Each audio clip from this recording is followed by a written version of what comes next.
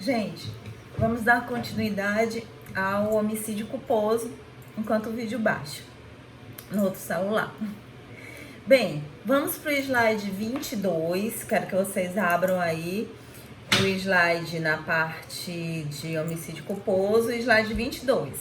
Vamos analisar as causas de aumento de pena. Vocês estão vendo que existem duas colunas. A coluna que fala de uma causa de aumento de pena no homicídio culposo previsto pelo Código Penal, no artigo 121, parágrafo 4º.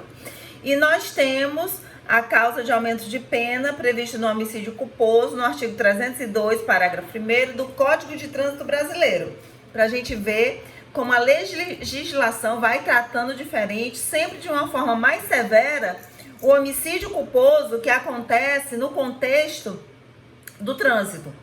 Então veja, pessoal, que aí no parágrafo 4º nós temos uma causa de aumento de pena de até 1/3, se você deixa de prestar imediato socorro à vítima. Lá na outra coluna, nós temos uma causa de aumento de pena que vai de 1/3 até 1/2, que vai de 1/3 até a metade se você deixa de prestar imediato socorro à vítima do acidente que você provocou. Agora, no Código de Trânsito Brasileiro, ele acrescenta dentro da possibilidade de fazê-lo. Ou seja, ele traz o binômio necessidade-possibilidade.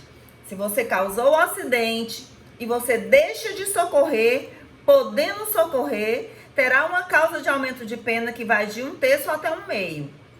Binômio necessidade-possibilidade.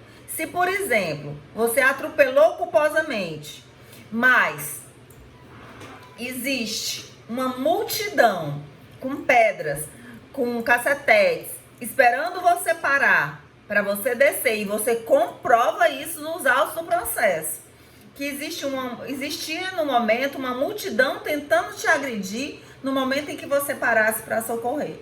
Aí pode ser que não fique configurada a possibilidade, porque você precisa também proteger a sua vida. O Guilherme Nucci defende que esse binômio necessidade e possibilidade também deve estar previsto e deve ser levado em conta nas situações estabelecidas pelo homicídio culposo do Código Penal. Se, mesmo num homicídio culposo previsto pelo artigo 121, parágrafo 4º, se não há possibilidade da pessoa prestar o devido socorro, ela não deve sofrer a causa de aumento de pena. E daí, gente, nós temos essa situação e vamos lá na frente fazer um exercício sobre esse contexto. Observem também que o Código Penal, no artigo 121, ele prevê como uma causa de aumento de pena de 1/3 se a pessoa pratica o crime porque ela deixou de observar regras técnicas de profissão, arte ou ofício. Ela tinha esse conhecimento, mas deixou de observar essa regra técnica, mesmo tendo a regra, ele não observou e causou o acidente. Alguns falam se não se trataria de bis in idem, porque para que haja o homicídio culposo, para que haja um crime culposo, nós temos que ter uma conduta negligente, imprudente ou imperita. Então, a imprudência, a negligência, a imperícia não já estaria configurado? Mesmo assim, vai haver ainda uma causa de aumento de pena que vai de até 1/3. Veja, pessoal, que o Supremo Tribunal Federal e o Superior Tribunal de Justiça, eles já pacificaram e entendem que não haverá bis in idem. Não haverá bis in idem, por exemplo, no caso de um médico que conhece as regras técnicas, ele não é imperito, mas ele deixou de observar a regra que ele conhecia por uma negligência. Então, os tribunais superiores já entenderam que não haverá, nesse caso, bis in idem, e ele vai responder pelo homicídio culposo e vai responder com essa causa de aumento de pena lá na terceira fase, no momento de sentenciar, o juiz vai aplicar a causa de aumento de pena. Se o agente deixa de prestar imediato socorro à vítima, a gente já viu essa causa de aumento de pena prevista pelo Código Penal, né? E fazendo a diferenciação do Código de Trânsito brasileiro, quando é possível, essa expressão vem apenas no CTB. E aqui no slide 28, nós temos esse exercício, que eu gostaria que vocês resolvessem esse exercício e mandassem também para o Diego, para o monitor, a resposta de cada um, né, com o seu nome, para eu poder identificar quem fez o exercício e obviamente, quem deixou de fazer. Um pedreiro, situação hipotética, um pedreiro distraído que deixa cair do 9º andar um saco de cimento e esse saco de cimento cai na cabeça de um transeunte. A população, né, do bairro em que o pedreiro morava, esse prédio que ele estava construindo era no bairro em que ele morava, espera com tijolos na mão o pedreiro descer para poder matar o pedreiro que deixou cair o saco de cimento em cima do transeunte, na cabeça do transeunte. Gente, que tipo de crime o pedreiro cometeu?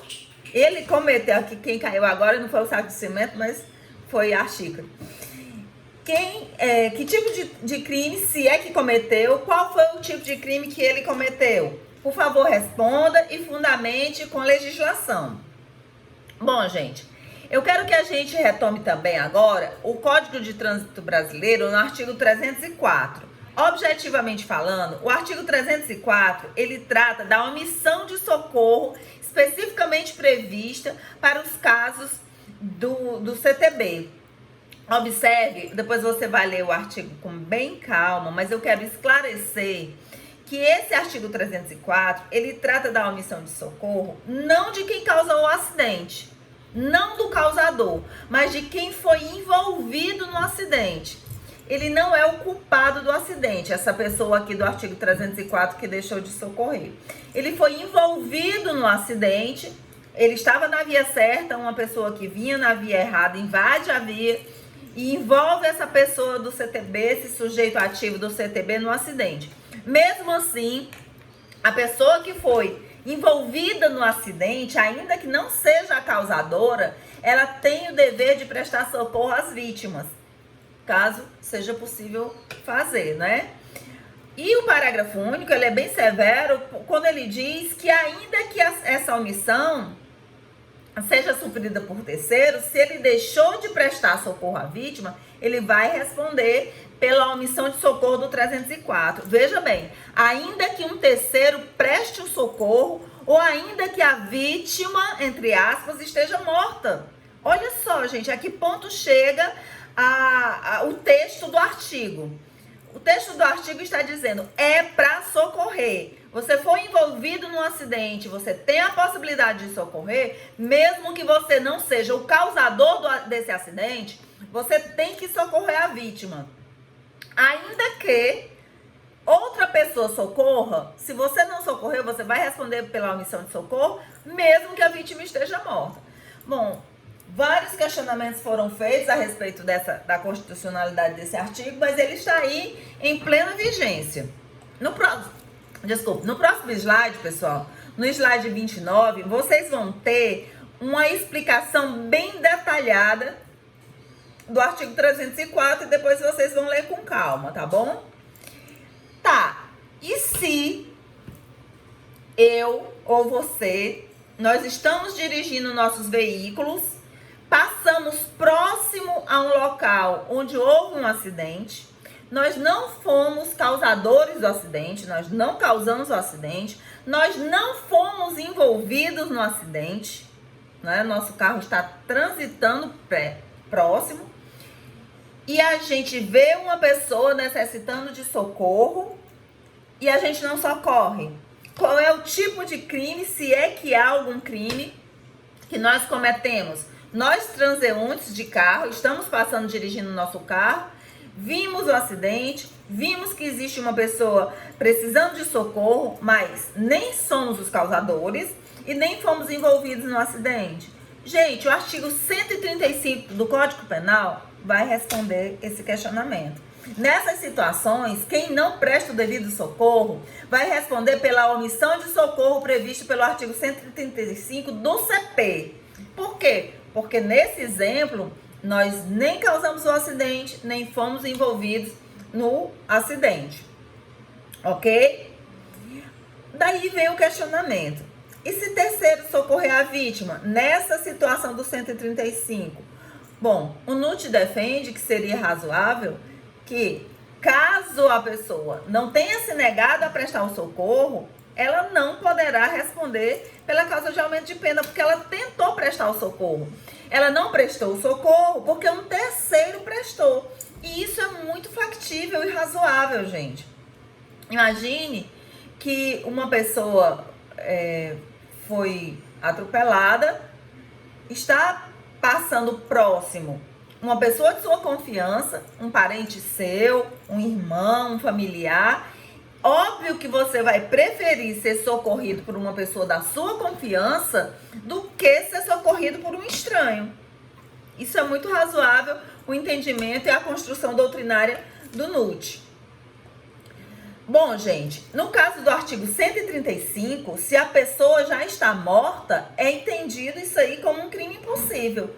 O que deveria ser também óbvio e claro para o Código de Trânsito Brasileiro. Mas o Código quis tanto evitar que as pessoas se desculpassem, tentassem se eximir da responsabilidade de prestar o socorro nos acidentes de trânsito, alegando que a vítima já tinha morrido, e isso acontecia demais, né? Não, eu não prestei socorro porque a vítima estava morta. E essa pessoa nem é um perito, nem é um técnico que possa atestar que a pessoa já estava morta. Então, no intuito de evitar esse tipo de situação, o CTB foi extremamente rigoroso, beirando até o inconstitucional. Porque aqui no Código Penal é pacífico que se a pessoa está morta, o crime é impossível, não é? Bom, gente, vamos para o próximo slide, que está pedindo aí uma pesquisa de jurisprudência. Espero que vocês façam essa pesquisa de preferência nos tribunais superiores, a respeito da omissão de socorro prevista pelo artigo 304, quando a vítima já estava morta. Ok? Vamos ver como é que os tribunais superiores se posicionam nessas situações. Gente, nós temos também causas de aumento de pena quando o sujeito ativo, quando o atropelador, ou quando o agressor no crime de homicídio culposo, do Código Penal, quando ele não procura de alguma forma diminuir as consequências do seu ato. E como seria diminuir as consequências do seu ato se você não pôde socorrer? É chamar o socorro, é pedir uma ambulância, é de repente arcar com as despesas financeiras que a vítima teve que pagar em razão de medicamento, hospital, médico. Outra causa de aumento de pena bem questionável, e que a gente vai fazer o paralelo com o Código de Trânsito Brasileiro, é a questão de você fugir para evitar a prisão em flagrante. Isso é uma causa de aumento de pena, mas houve um questionamento sobre a constitucionalidade, porque a gente sabe que é um princípio que ninguém é obrigado a produzir prova contra si. E aí, pessoal, aí no slide 42, nós temos novamente duas colunas traçando um paralelo entre o Código Penal e o Código de Trânsito Brasileiro. O Código Penal, o Código de Trânsito Brasileiro, no artigo 301, ele estabelece que se a pessoa permanecer no local do acidente para prestar o devido socorro à vítima, ela não poderá ser autuada em flagrante. Ela não poderá ser autuada em flagrante e também não vai ser exigido dessa pessoa fiança. Não pode ser exigido fiança se ela permaneceu no local com o intuito de prestar o devido socorro. E nós temos no artigo 121, parágrafo 4º, mais uma causa de aumento de pena de até um terço se a pessoa foge para evitar a prisão em flagrante. Então, nós temos esses dois paralelos no tocante ao homicídio culposo. Veja, gente, que sempre em todas as normas onde a gente faz o paralelo entre o homicídio culposo do Código de Trânsito e o homicídio culposo do Código Penal, a gente percebe que o legislador ele foi mais severo quando pune o homicídio culposo estabelecido no Código de Trânsito brasileiro, em razão daquela discriminação positiva que a gente já tratou no primeiro bloco. Necessário, em razão de quê? Em razão das estatísticas, em razão do histórico, que o fato de você já estar dirigindo já pressupõe um perigo objetivo. Então, atentem para essa diferença do homicídio culposo nas duas normas, nas duas legislações, Código Penal e Código de Trânsito brasileiro. E aprofundem a pesquisa no tocante ao perdão judicial, é de suma importância, no tocante ao perdão judicial concedido e o perdão judicial não concedido, quando o causador do acidente perdeu, nesse acidente causado por ele, um parente muito próximo, um parente muito amado, seja filha, mãe, irmão, esposa. E também respondam a questão hipotética do pedreiro. Pessoal, as dúvidas, se a gente não conseguir postar essas dúvidas lá pelo canal, porque realmente eu estou com muito problema de internet, eu estou com problema nos dois computadores, um não tem áudio e o outro não tem câmera. Mas a gente vai aí driblando os obstáculos e vai conversando. Mas o Diego pode ser um canal, nosso monitor, um canal entre nós, naquilo que a gente não conseguir conversar diretamente, ok? Um grande abraço e até a aula de quarta-feira.